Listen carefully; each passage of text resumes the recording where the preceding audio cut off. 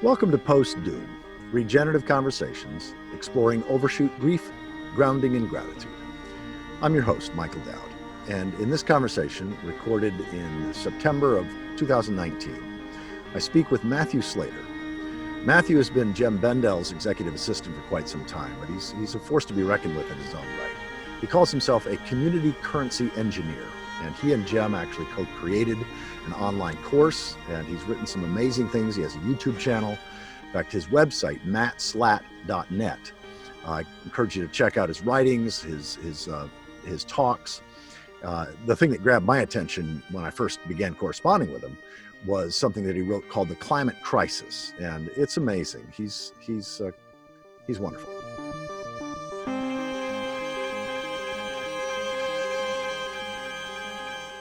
My life started with a theology degree and then several years of being lost and reading. And then I learned some software to learn to program. And eventually I found myself working in the non-profit world for a humanitarian organization. That's but great. I didn't like being told what to do. So I found myself a niche in community currencies. And for most of the last 10 years, I've been building open source community currency software and traveling around networking with all of those people. And it was after the financial crisis of 2008, and I really started looking at the alternative media. I made a conscious effort to switch over, and I got very, very alarmed about the fragility of civilization and very unconvinced by the bailout mechanisms. And for a few years after that, I was waiting for a collapse to happen tomorrow. Right. So in some ways, I'm already inured to the idea of collapse, but from a financial perspective. And so even as early as the 1990s, when I was in my late 20s, I'm now 47, 8. It seemed to me that the existence of poverty in the world made normal life impossible. I didn't feel that I could live a normal life with all of those other poor people living in this unacceptable way, and my community being in an extractive relationship with their community. So it seemed to me imperative, even before my life could begin, to work on that. And then climate change in the first decade of this century, it seemed to override that. Not only because of the poverty issue, but also because there was an existential issue on top of poverty. And then there was also people saying, yes, but we need to solve them both with the same thing. Like the Millennium Development Goals and global justice issues. So for a while I stopped flying. But then when I became a nomad and started working on community currencies, I had to travel and also to use my time efficiently. So I'm not apologizing for that flying. Yeah. Well, say a little bit more about your community currencies work and how you did that nomadically. Well, it began in the Let's movement. So I lived in Cambridge for several years and I joined the Cambridge Let's. And having recently learned to program, I saw that everything that they were doing on paper that was such a lot of work would be much better done on a website. So I started working on some open source software for that. And as I went along, I started to realize by reading around that this idea that you can just not use money for certain transactions and mark it up on a ledger was really fundamental to the question of what money is. And it posed a philosophical and theoretical challenge to the nature of money. And as I read more and more, I realized that this has been a philosophical debate running through history. And also that my language coming from the Let's community was a very bottom-up practical language, even if I was saying the same things as economists, which are ignored in the mainstream now. And so I started sewing all of these things together. And in about 2015, I worked with Professor Jem Bendell, the author of the Deep Adaptation paper, on making a MOOC, massive online open course on the subject of money. And so, well, it wasn't a massive MOOC platform. We've got several hundred people to do the MOOC and have received a lot of appreciation for it. So in that MOOC, we go into a lot of detail about what is the nature of money, what do we learn about money from its various different examples in history. We look at the sociology and the economics of money and how unjust it is and how it tends to reinforce existing political power. And then in the final lesson, we look at alternatives.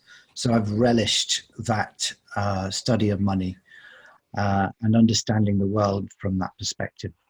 Yeah, that's great. I was first introduced way back in, I think it was 1988, by a parishioner. I was pastoring my first church in Western Massachusetts, and I had one of my parishioners gave me an article or an essay by, I believe it was Margaret Kennedy, Inflation and Interest-Free Money or something like that. And it was my first introduction to, oh my gosh, these monetary systems that we have are inherently eco-destructive. Mm-hmm. And so that's how you connected with Jem, and now you're functioning also as his executive assistant, as I understand? Well, I was the one that got Jem into money in the first place. That's great. Back in about 2012. And he stayed on it for some years before finding something more important. And then I've jumped across and been helping him with a lot of administrative stuff, also a bit of thinking for deep adaptation. That's great. Well, you know, as I recall, why I was led to invite you to this series is I had originally invited Jem, and you responded and said, you know, he's pretty busy right now and really doesn't want to be put up on a pedestal. You know, but I've written some stuff along these lines. Here, check this out. And I read it. And I was like, wow, yeah, that's great. I would love to interview you and be in conversation. And then maybe 2 weeks later, Jem got back to me and he said, you know, I actually been thinking I would like to be part of this series. And I said, well, good. Well, I still want Matthew also. And then you just sent the piece yesterday, you know, how soon do we have, or, you know, how much time do we have, or something like that, which built on the previous. So just say a little bit about both those posts of yours before I even go any further. Well, the first post was expressing a sense of panic. Even though I said before, you know, I've been thinking about collapse since 2008. Even when deep adaptation came along and Jem said, oh, we've got 5 to 10 years. It was a few weeks ago that some more climate news came out, and it seems that the multi-bread basket failure, we could see the beginnings of it now with the changes in the weather. And so that was what gave me a fresh cause for concern. So that was my first blog post. And then the one after that, I tried to follow it up with something that sounded a little less alarmed. But at the same time, I wanted to answer a concrete question to the best of my ability. And the question everybody's asking is, as far as I can see, or the question I would be asking, and I'm asking, is how long have we got? How long have I got to put my affairs in order before social disintegration or whatever terrible things we think might happen in the future are going to make it much harder? In my case, it might be, how long have I got to move to the countryside and get myself self-sufficient in food? Maybe that's not what everybody can do, but those options are available to me if I can get myself organized. And considering that latest data, even if it's only the beginning, even if it's only a one-off, it seems to me that food production could be reduced quite rapidly, quite quickly. It's time to get moving. I've only been tracking this the last year myself. I've been watching Paul Beckwith's videos and reading some other people, and in fact invited Peter Wadhams to also be part of this series. And a lot of people don't know that the Arctic really is the cooler, the refrigerator of the planet. And as the ice shrinks and more of that sun and heat gets directly absorbed by the blue oceans rather than reflected, that causes the jet stream to get wavier. The center of rotation goes over Greenland rather than the North Pole. And it can radically and fairly rapidly impact agricultural regions, because some places become much wetter, some much drier, some much hotter, some much colder, and even those can flip on a 2 or 3 or 4 year basis. And a lot of people don't know that it only takes, of the 5 major food growing regions in the world, Russia, Australia, the United States, Canada, and Europe, it only takes 2 of them or more in a single year failing, where you've got some serious food problems. So that multi-breadbasket failure model of how societal contraction or collapse can proceed more rapidly is something that a lot of people just don't know. And I found you were referencing that in those 2 posts that you mentioned quite helpful. Well, it was Jem that referenced it in the deep adaptation paper originally. What alarmed me was that that was starting to happen. Yes. Just 1 year after the paper was written. Yes. Well, I think we have to be careful about making a jump between the food shortages and social collapse. It's a very very commonly made jump. And Roger Hallam, being interviewed for Extinction Rebellion on Hard Talk the other day, he was saying that science is proving that there's going to be a social collapse. And a lot of people found that rather hard to stomach, Yes. including me, although there's an article out today that says, well, more or less. But still, I want to know how. How does food shortage lead to social collapse? I'm not convinced that it's as simple as that. Because I think that government is very strong and capitalism is very strong. And I don't think those things are going to collapse without a fight.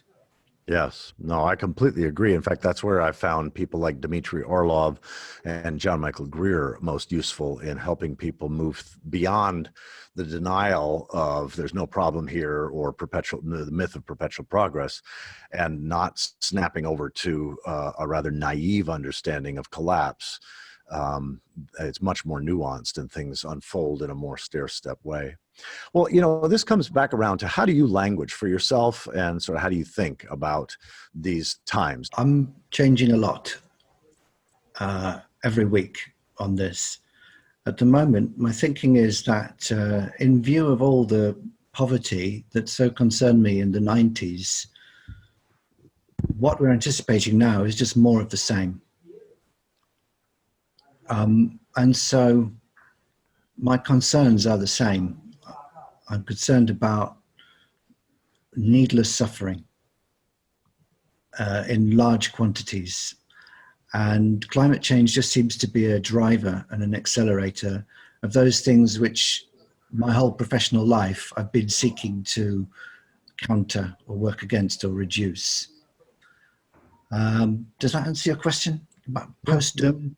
Yeah, that's good enough. Yep. Because I thought when it seemed to me that civilization was going to end, I thought that my personal mission was over. Because my personal mission was to be part of the next thing that would be better than this thing. And there wasn't going to be a next thing anymore. So I was discouraged for some time, but I'm getting it back now, because it seems to me that we're still fighting the same things. So I don't want to use the fighting language too much, but yeah, struggling certainly. Anything that you'd like to share about what it was like growing up, and when you began to make the shift to, you talked a little bit about it in terms of understanding poverty and made a commitment early on. But what episodes triggered your greatest fear or anguish or grief? Share a little of your story of coming to grips with these cascading, not just problems, but predicaments that we now face. I've been through phases of despair and anger about how difficult it is to to change the world or to make the world a better place. I've been tempted to give up once or twice, but then if I give up, I wouldn't know who I was anymore. So for me, it's the meaning of life. I made it that as a conscious choice to try and reduce suffering. And that hasn't changed really throughout any of this. You certainly sound like you were among the group of those who felt that it was their calling, their mission, their vocation, their avocation to help transform the systems along more just and compassionate and sustainable lines. So I'm wondering if there's anything else that you want to say about that emotional turn. When did you begin to realize, was it recent or quite a long time ago, that things weren't getting bigger and bigger and better and easier and easier, as the myth of progress likes to tell, but in fact we were looking at a future of scarcity, a future of decline, a future of challenges that we had not seen because we've been using so much dense concentrated energy and so many material resources that have allowed us this temporary blip, as Chris Clugsted calls it, of wealth, but that it could never be permanent because it wasn't grounded in ecological reality. Like how did you come to that emotionally? I've always had a multidimensional approach to truth, and I've understood for a long time that it's very hard to see the world as it is because we're each in our own discourses, to use a sociological language. So right from when I was an evangelical Christian at the age of 17, and the news was all around me that, oh, the revival's coming, it started, it's in South America over there. But yet at the same time, it kind of wasn't happening either. And I've seen how different groups of people get excited or worried about different things. And you can't ever get the whole picture in your mind at the same time. So sometimes you can go to a solidarity economy conference and get really optimistic because you can see people starting to join the dots. And other times you read the news about Boris Johnson and Brexit and it's all going to shit. And it depends what you want to focus on. And there seem to be the two forces, if you like, the good and the evil, and they're constantly pushing against each other. But I don't know where the ground is. I don't know who's winning and who's losing at any time. And I see the whole thing as a constant, not an equilibrium, because that would imply that it wasn't moving, but maybe a battlefield on many fronts. You know, some fronts are advancing and some are retreating, and fronts are affecting each other. And so you can't really work out what's going on at any one time. So I live with that uncertainty, and I assign myself a role. I'm the community currency engineer, and I just do the best I can in that role that I've given myself, because there was nobody better to give me a better role. What have been some of the tools or practices or exercises or worldviews that you have found helpful in this process? Well, again, with the multidimensional approach to truth, those stories don't convince me. They're there if I want to use them. So I've got an internal model of the top-down universe and the bottom-up universe. In the bottom-up universe, it's the materialism. It's the universe's energy. It organizes itself into quarks and atoms and molecules and organic compounds, and then societies. And then above that, well, this doesn't quite explain some of all the spiritual phenomena that people talk about. So the bottom-up model isn't quite complete. But then there's the top-down model, which is maybe more Eastern philosophy, where the universe is consciousness and it kind of manifests itself in matter in a way that we don't understand. And so with this completely opposing story, you can make up a lot of reasons to live, but it doesn't really explain very much either. So I just hold those two in tension, but it doesn't give me a reason to get out of bed in the morning.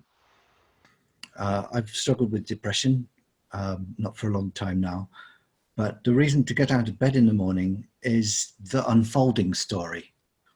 I want to know what happens next. The story of humanity, if not the story of the cosmos, is a cliffhanger, and we're right on the cliff.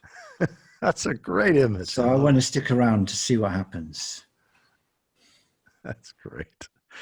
As a preacher, I'm sure I'll borrow that. I'll steal that because that's a wonderful visual image. Well, speaking of our stories in a multi-dimensional or multi-reality dimensional approach, or multi-dimensional approach to reality, I'm curious. Many of us have had to restory the past as well as the future in this. Have you had any if-onlys? Like, have you at times thought, like, if only humanity had done this by this time, or had not gone down that path or whatever? Or do you see things more in terms of things have just been emerging or unfolding as they are, and there may or may not be a sense of inevitability, but it's if-onlys don't help? Yeah, the if-onlys never crossed my mind. I think it was some mental discipline I did on myself maybe a few years ago. Anything that's happened has happened. Yeah. And you can't say if only, because the world is chaotic. If only Hitler had won World War II, well, who knows? Anything. It's a good premise for a novel. That's great. Even in my own life, I don't do if onlys. Yes. What has happened seems like the only thing that could have happened. Yeah. Well, whether that's ontologically true or not, it's the most useful way that I know how to live, which is to trust that I'm doing the best I can and others have done the best they could given what they had to work with, and we are where we are. And so then the question becomes, okay, here's what's real. Now what's possible? And so we live out of that sense of possibility. Well, another question that I've been asking the various guests in this post-doom conversation series relates to impermanence and death in general, both our own sense of our own impermanence and death, but also the impermanence and death of biological life and that sort of thing. So how, if at all, has thinking about impermanence and death informed you, or is it just not something that you think a whole lot about? I haven't had a lot of benefit from contemplating my own death. And at some point, I just decided to stop doing it.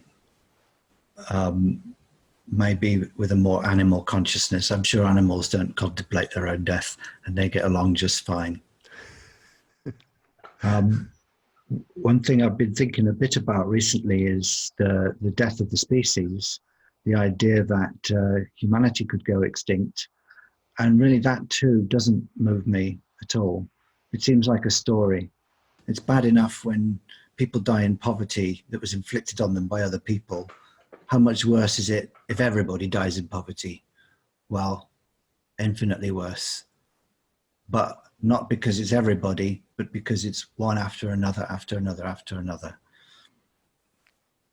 I mean, I think extinction is a story, and some people are focusing on it as if it was somehow worse than, if 7 billion people died and we didn't continue, if that was, how much worse than 5 billion people, 6 billion dying is that? Well, it doesn't bear contemplation. Things are bad enough.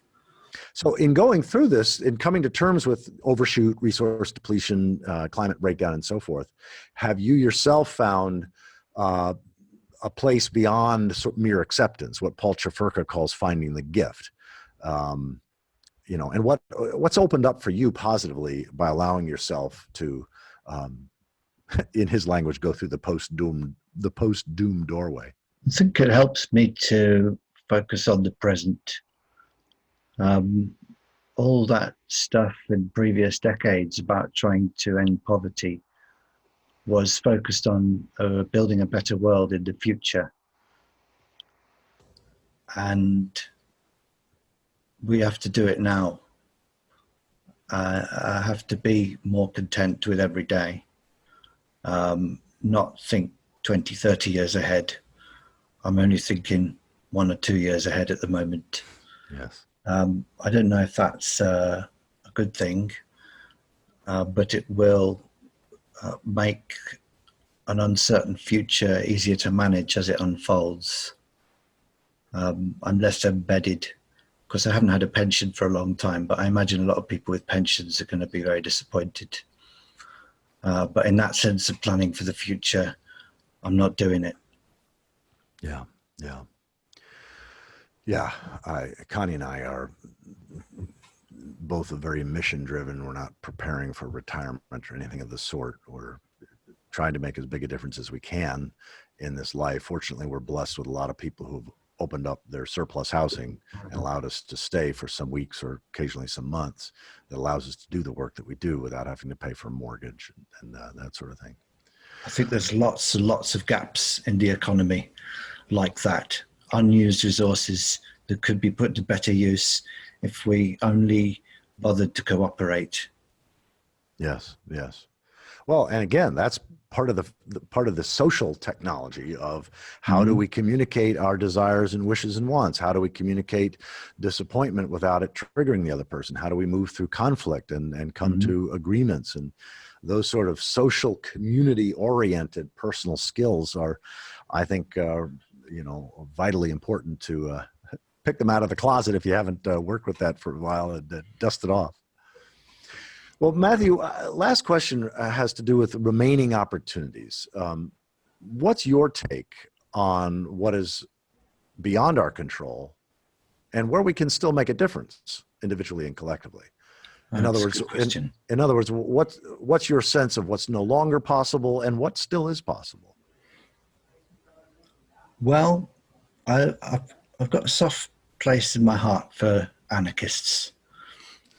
And their idea that we prefigure the new society by building our own communities, and eventually the space will open up, the network will spread, and we can have an anarchist society.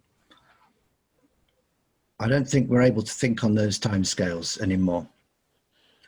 And the crisis has led me towards, with GEM, thinking about things in terms of existing political frameworks. I think it's very, very important to challenge the narrative of capitalism and not wanting to use too many isms, but to bring in some more social policies in order to reduce the suffering that's anticipated. And that should be possible. But at the same time, I'm not going to put all my eggs in that basket. Yeah. What is possible is to build community on a much more local level. It depends a lot on the other people as well, though. It's also possible to find those other people and go and be with them. That would be my preferred approach at the moment, because I don't have time to convert a village. And it's possible to live every day as if it was the last. No time frame is too soon when it comes to taking action. And we have to have some idea of a time frame. Exactly. In order to think or structure what we do. Exactly. It makes a difference if it's tomorrow or 10 years. Any final things you'd like to say in wrapping up this conversation? Well, I've been thinking recently about millenarianism. Say more, because I was corresponding with somebody on behalf of GEM who said, well, deep adaptation seems a bit millenarian to me. So I thought about that. I gave it due consideration. And yes, there's something in it. Especially for those of us who have this pain about the lack of social justice in the world. It's very easy to want the end of the existing order. And the climate crisis gives us a reason why the existing order might end. Although, as I said before, it also might not. So I think we should be cautious about picking up these millenarian stories and frames and assuming that everything is going to change, because we might just be disappointed to find that things are not going to change in that way. Or if they do change, It's just the new system the current system on steroids. Yeah, but John Michael Greer makes that point often, is that there are always believers of various stripe in contracting, collapsing civilizations that believe that any change is a good change, and they're usually mistaken. Mm-hmm. Yeah. Yeah, I worked out when it comes to system dynamics that good changes are gradual, because a disruption is chaotic. It's always bad. Yeah.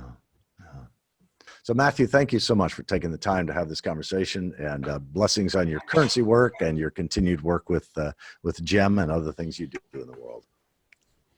Thank you very much. It was a pleasure. For more information about this project, go to postdoom.com.